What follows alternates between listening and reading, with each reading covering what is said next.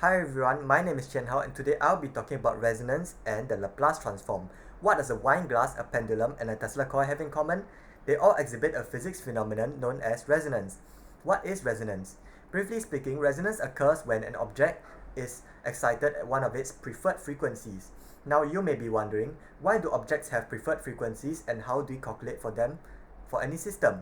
Solving for the natural frequencies of a system, it turns out, is something that engineers and physicists often do in fields like civil engineering and circuit analysis.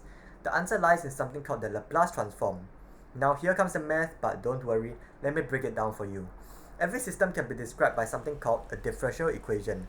For example, for the pendulum, the differential equation is derived by applying Newton's laws to the mass and the string. For the Tesla coil, it is described by the LC tank circuit equation. And for this wine glass, well, it's a lot more complicated. By the end of the day, it is also a differential equation. Most physicists and engineers spend their careers trying to find smarter ways to solve these differential equations, and there are lots of them, like lots. But anyway, let's not get sidetracked. One really cool method to solve differential equations is called the Laplace transform.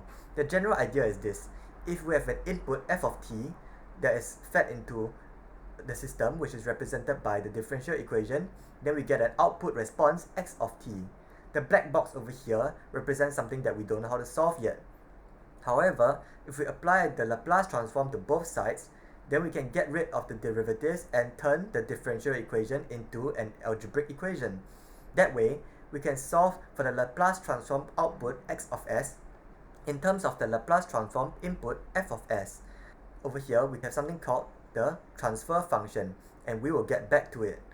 After that, we just need to perform an inverse Laplace transform to get back into the time domain, and there we have it.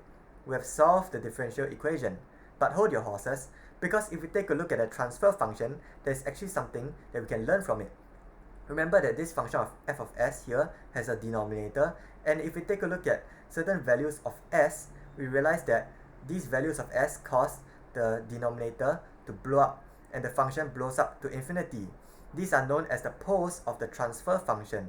If we plot them in a complex plane, then it turns out we can visualize the response to any particular frequency as simply the distance from the response to the poles. Isn't it amazing?